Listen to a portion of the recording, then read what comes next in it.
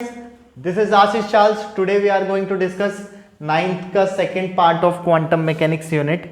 इसमें हमारी फर्स्ट वाली वीडियो में थोड़ा सा गड़बड़ हो गया था, वीडियो रुक गई थी, तो हम दोबारा से इसे स्टार्ट कर रहे हैं। इस क्वेश्चन को बता रहे हैं। हमने इससे पहले वाले पार्ट में 9th के फर्स्ट वाले पार्ट में हमने जो आपसे बात करी थी वो आपको बताया था ऑर्थोगोनल करवाना।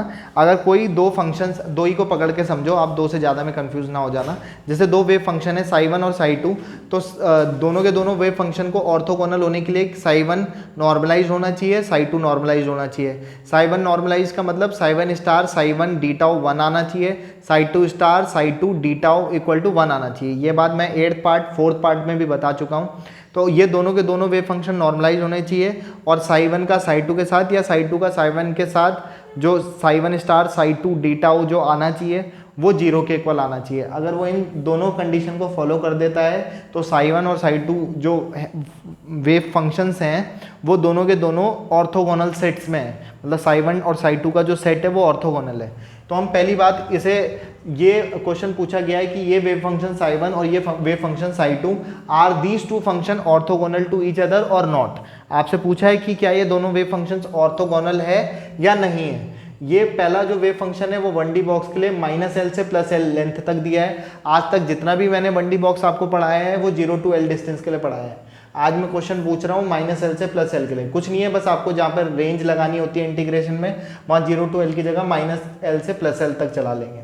तो हम पहले चेक करते हैं कि साई 1 नॉर्मलाइज है या नहीं है। तो हमें पता है कि साई 1 नॉर्मलाइज होने के लिए हम इसके सॉल्यूशन को स्टार्ट कर रहे हैं। सॉल्यूशन को स्टार्ट करने के लिए साई 1 नॉर्मलाइज है या नहीं है वो कैसे चेक होगा। Sai 1 star psi 2 d tau, अगर इसे सॉल्व करके 1 आ जाता है तो ये नॉर्मलाइज है, नहीं आता तो ये नॉर्मलाइज नहीं है। आगे बढ़ाएंगे तो क्योंकि 1D बॉक्स -L से +L तक के डिस्टेंस के लिए दिया गया है तो साई 1 के लिए -L से +L रेंज लगा दी। साई 1 का स्टार, साई 1 ये है, इसका कॉन्जुगेट करना है। तो कॉन्जुगेट का मतलब होता है जहाँ i है उसकी जगह -i लगाना है। यहाँ पे i तो है नहीं तो आप इसको ऐसे ही रहने देंगे, जो कि ये बनेगा 1/√L sine pi x/L dot मतलब इनटू, फिर साई की जगह तो साई 1 ही लिखना है। तो ये साई 1 स्टार साई 1 होगा, जहाँ पे साई 1 की जगह फिर से 1/√L साइन पाई x/L आ जाएगा और डी टाउ की जगह आपके पास आएगा dx। इसकी जगह आपने ये लिख दिया है, ये साई 1 स्टार है, ये साई 1 है, ये डी टाउ की जगह dx होता है 1D बॉक्स के लिए। इसे सॉल्व करके आगे बढ़ा रहे हैं। -L to +L √1/L multiply होकर के 1/L क्या आ जाएगा 1/√L 1/L कांस्टेंट होगा, जो कि इंटीग्रेशन से हम बाहर लिख सकते हैं। तो मैं कैलकुलेशन आपको बता रहा हूँ। 1/L साइन x क्योंकि एंगल भी सेम है तो ये साइन स्क्वायर पाई x/L इसे आप कह सकते हो, ये बनेगा dx 1/L। साइन स्क्वायर के लिए हमने कोई फॉर्मूला नहीं पढ़ा तो हम डायरेक्ट इसको सॉल्व करते हैं। डायरेक्ट नहीं कर सकते, हम यहाँ पर cos 2x के फॉर्मूले से जाते हैं। हमें पता है cos 2x इक्वल टू होता है 1 - 2 sin square x। 2 sin square x इधर, cos 2x को इधर ट्रांसफ़र करेंगे तो 2 sin square x is equal to 1 - cos 2x होता है। तो sin स्क्वायर x की जगह आप 1 - cos 2x/2 लिख सकते हैं। तो आप यहाँ पर वही काम करने जा रहे हैं। अभी आपने कोई भी इंटीग्रेशन नहीं लगाया, सिर्फ साइन स्क्वायर का ट्रिग्नोमेट्री से जा रहे हो। तो साइन स्क्वायर x की जगह इसे कैपिटल X पढ़ो तो हम क्या पढ़ सकते हैं 1 - cos 2x, x की जगह क्या चल रहा है पाई x/L और अपॉन में क्या आता है 1 - cos 2x/2 और साथ ही साथ यहाँ पे dx। ये बहुत इंपॉर्टेंट यूनिट है, इस पर फोकस करके रखना है। 2 कांस्टेंट बाहर आएगा तो ये बनेगा आपके पास psi 1 star psi 2 d tau is equal to ये कांस्टेंट बाहर आएगा 2 तो ये बन जाएगा 1/2L। मैं इसको मिटा देता हूँ, ये आपने कंडीशन नोट कर दी होगी, इससे पहले मैं वही बता चुका था तो इसे सॉल्व कर रहे हैं 1/2L, 2 बाहर आ गया। 1 पहले ऐसे इंटीग्रेशन में लिख लेते हैं -1 - cos 2 पाई x/L dx। आगे बढ़ते हैं 1/2L और इसे सॉल्व करते हैं। सॉल्व करेंगे तो इसका इंटीग्रेशन 1 का इंटीग्रेशन dx x हो जाएगा और माइनस cos x का होता है sin x। तो cos x का इंटीग्रेशन साइन में प्लस में ही आता है। cos x की जगह 2 पाई x/L है, बाकी जो कांस्टेंट होता है उससे डिवाइड करना होता है इंटीग्रेशन में, डिफरेंशिएशन में मल्टीप्लाई करते हैं तो x का ऑप्शन ये आया बस ये हो गया इंटीग्रेशन सॉल्व माइनस एल से प्लस एल तक।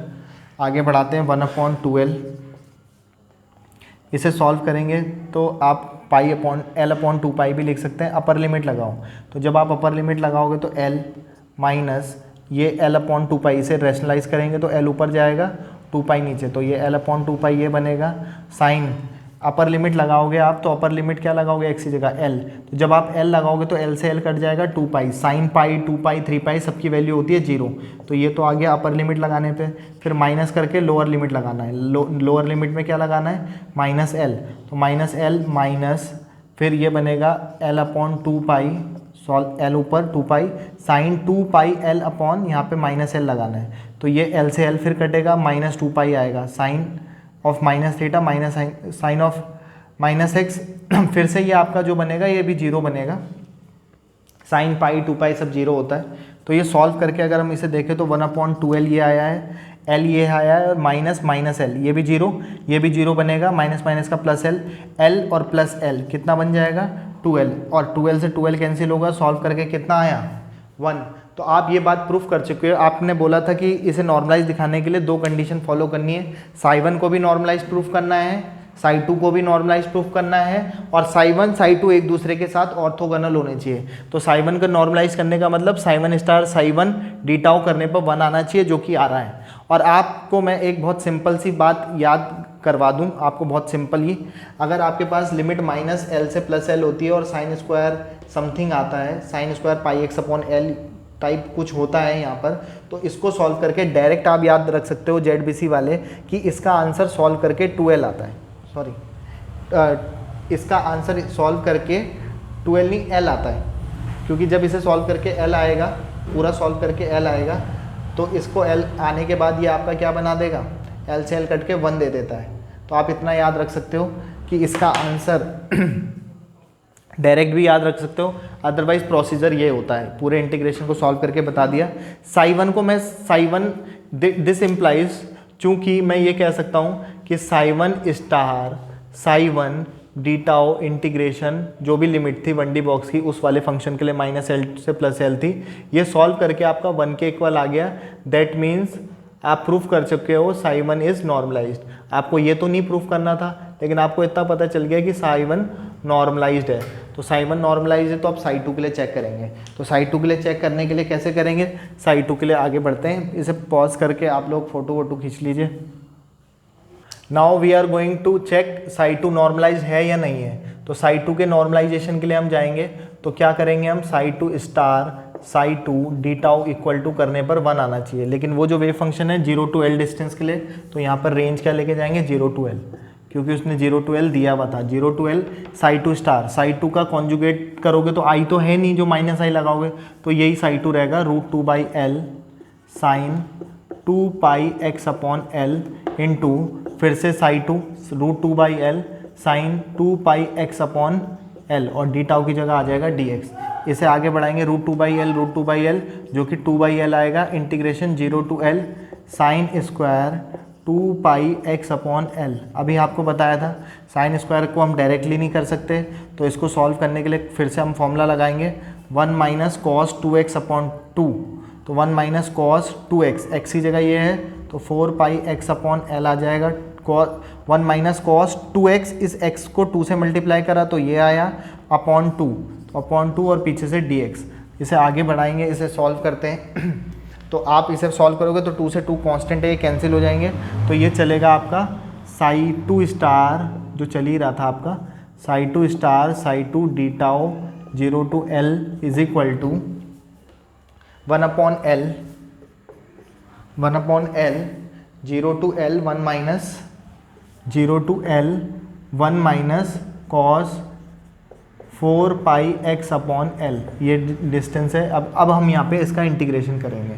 अभी तक हमने कोई इंटीग्रेशन वाला फॉर्मूला नहीं लगाया, ये ट्रिग्नोमेट्री से ये फॉर्मूला लगाया है, जो कि फॉर्मूला मैंने लास्ट वाले में भी बताया था। cos 2x इक्वल टू होता है 1 minus 2 sine square x, sine square x को ले सॉल्व करोगे तो 1 माइनस कॉस 2x अपॉन 2 आता है। इस ट्रिग्नोमेट्रिक फंक्शंस या फॉर्मूले का आपने इस्तेमाल किया है, यूज़ किया है। इसके बाद सॉरी आगे बढ़ते हैं, तो आगे बढ़ेंगे तो इसका इंटीग्रेशन कर लेते हैं। तो इसका 1 का इंटीग्रेशन होगा x कॉस एक्स का होता है sine x, sign 4 pi x upon L ऐसे ही आया, अपॉन जो कांस्टेंट होता है उससे डिवाइड करते हैं 4 पाई बाई एल आएगा, मैंने डायरेक्ट लिख दिया, जो कांस्टेंट होता है उससे डिवाइड करते हैं, डिफरेंशिएशन में मल्टीप्लाई करते हैं, 0 टू एल लिमिट आ गई 1 अपॉन एल, अब लिमिट लगाओ, अपर लिमिट लगाओ, एक्स की जगह आप लगाओगे एल माइनस एल अपॉन 4 पाई, सॉल्व करके साइन एक्स की जगह लगाओगे आप एल तो एल से एल कटेगा, साइन 4 पाई बनेगा, साइन 4 पाई की वैल्यू होती है 0, माइनस अपर लिमिट लगा दिया आपने, अब इस फंक्शन में लोअर लिमिट लगाना है, तो 0 एक्स की जगह 0 लगाओगे, माइनस एल अपॉन 4 पाई आएगा, फिर एक्स की जगह 0 लगाओगे तो सब कुछ 0, साइन 0 की वैल्यू 0 होती है, तो ये सब कुछ सॉल्व करके 0 हो गया। आगे बढ़ाएंगे तो 1 अपॉन एल ये है, ये तो 0, ये भी सब कुछ 0, तो ये बचेगा l, तो ये सॉल्व करके l से l कटेगा जो कि कितना आ गया 1 आ गया। तो दिस इम्प्लाइज आप दो बातें प्रूव कर चुके हो कि साई 1 भी नॉर्मलाइज्ड है, this implies psi 2 is normalised. Normalise क्यों है? क्योंकि साई 2 स्टार साई 2 करने पर आपके पास psi 2 star psi 2 d tau करने पे भी 1 आ गया। इससे पहले आपने प्रूफ किया कि Sai 1 star psi 1 d tau करने पर भी 1 आ रहा था, तो साई 1 और साई 2 दोनों के दोनों ये नॉर्मलाइज्ड है। तो ऑर्थोगोनल की पहली शर्त फॉलो हो गई कि साई 1 और साई 2 को नॉर्मलाइज्ड होना चाहिए, पहली कंडीशन फॉलो हो गई। अब बात करेंगे ऑर्थोगोनलिटी चेक करने की। ऑर्थोगोनली के लिए ही नॉर्मलाइज होना चाहिए, और दूसरी कंडीशन ऑर्थोगोनल। ऑर्थोगोनल की क्या कंडीशन है? ऑर्थोगोनल की कंडीशन ये है कि आपके पास इनको साई 1 स्टार साई 2, अभी तक तो साई 1 का साई 1 के साथ, साई 2 का साई 2 के साथ देख रहे थे, अब साई 1 को साई 2 के साथ चेक करेंगे। अगर करने पर 0 आता है तो ये ऑर्थोगोनल सेट है। तो आओ सीखें, इसे पॉज करके फ़ोटो ले लीजिए, स्क्रीनशॉट ले लो, फिर आगे बढ़ते हैं। Sorry, now we are going to check orthogonality of two wave function psi 1 and psi 2। तो साई 1 और साई 2 की वेव फंक्शन की ऑर्थोगोनलिटी चेक करने के लिए मैं यहाँ पर आपको लिमिट बता चुका था 1D बॉक्स के लिए। तो अभी फ़िलहाल हम यहाँ पर ऑर्थोगोनलिटी चेक करेंगे 1D बॉक्स के लिए। अभी चले जाते हैं, देखो ध्यान से समझते हैं। Sai 1 star psi 2 d tau, इसे चेक करेंगे 1D बॉक्स के लिए। जनरली हम 0 टू L ही लेके जाएंगे, अब की बार 0 टू L डिस्टेंस का 1D बॉक्स लेते हैं। तो साई 1 स्टार साई 1 का कॉन्जुगेट ट्रांसपोज करोगे तो 1 upon root 1 upon L sine pi x upon L into psi 2 के लिए जाएंगे तो root 2 by L sine 2 pi x upon L आएगा, और डी टाउ की जगह क्या आएगा डी एक्स। इसे सॉल्व करेंगे root 2 by L root 1 upon L root 2 by L multiply करेंगे तो रूट 2 बाई एल स्क्वायर आएगा, तो रूट 2 बाई एल बनेगा, क्योंकि एल रूट एल का स्क्वायर रूट आ जाएगा 0 टू एल लिमिट साइन, और ये साइन, अच्छा यहाँ पे अब ये एंगल सेम नहीं है जो आप साइन स्क्वायर एक्स लिख लोगे, तो आपको क्या लिखना पड़ेगा साइन ये into sine 2 pi x upon L और डी एक्स लिखोगे तो रूट 2 बाई एल और आपके पास साइन ए इंटू साइन बी। तो इसका फॉर्मूला होता है ट्रिग्नोमेट्री से, 2 से आपने ऊपर भी मल्टीप्लाई करा और 2 से नीचे भी मल्टीप्लाई करा। तो देखो 2 साइन ए साइन बी का फॉर्मूला होता है cos A minus B minus cos A plus B. 2 sign A sine B का फॉर्मूला होता है cos A minus B minus cos A plus B. तो 2 साइन ए साइन बी का फॉर्मूला होगा cos A minus B. तो ए से पढ़ो या इसे पढ़ो कोई फ़र्क नहीं पड़ता, cos A minus B minus cos A plus B. तो चलो इसी को ए पढ़ लो, इसे बी पढ़ लो, ये मैं ए समझ लेता हूँ, ये बी समझ लेता हूँ, क्योंकि नेगेटिव में नहीं लिखेंगे। कॉस ए माइनस बी करोगे आप तो 2 पाई एक्स में से इसको माइनस करोगे तो पाई एक्स अपॉन एल आएगा। Cos A minus B minus cos A plus B Ed करोगे तो ये बनेगा 3 पाई एक्स अपॉन एल और आपका डी एक्स। और यहाँ पर जो 2 था ये वाला ऐसे ही है, इससे जब ये कटेगा तो ये आपको सॉल्व करके 1 अपॉन रूट 2l दे देगा। 1 अपॉन रूट 2l आ गया। अब आपको इसे सॉल्व करना है सॉरी, कॉस एक्स का इंटीग्रेशन होता है sine x sign pi x upon L, और जो इसका कोफिशिएंट होता है उससे डिवाइड करेंगे pi by L, minus cos x का इंटीग्रेशन फिर से करोगे तो ये आएगा साइन एक्स, माइनस में नहीं आता प्लस में आता है, 3 पाई एक्स अपॉन एल, और 3 पाई बाई एल से डिवाइड कर लेंगे, limit 0 to L 1D box के लिए। तो psi 1 star psi 2 d tau 0 to L, आगे बढ़ाएंगे इसे, आगे बढ़ाएंगे तो साई 1 स्टार साई 2 जो आपने Sai 1 star psi 2 d tau जो आप कर रहे हो, तो ये कितना कितना आ रहा था 1/√2L, 1/√2L, और ये कांस्टेंट इसे सॉल्व करोगे तो पाई L अपॉन पाई बनेगा, L अपॉन पाई। अब यहाँ पे लिमिट लगाओ, अपर लिमिट लगा रहे हैं तो L अपर लिमिट लगाएंगे तो अपर लिमिट में क्या लगाओगे आप, चलो आप इसे कांस्टेंट को भी छोड़ो, यहाँ पे आप अपर लिमिट L लगाओगे तो L से L कैंसिल होगा, ये बनेगा साइन पाई, साइन पाई की वैल्यू होती है 0, तो ये पूरा टर्म कैंसिल। फिर यहाँ पर भी अपर लिमिट में, इस पूरे वेव फंक्शन में अपर लिमिट L लगाओगे तो L से L कटेगा 3 पाई, साइन 3 पाई भी 0, तो ये 0। फिर माइनस करके लोअर लिमिट लगाओगे 0, तो साइन 0 0 होता है, ये भी 0, फिर यहाँ 0 लगाओगे तो ये भी 0।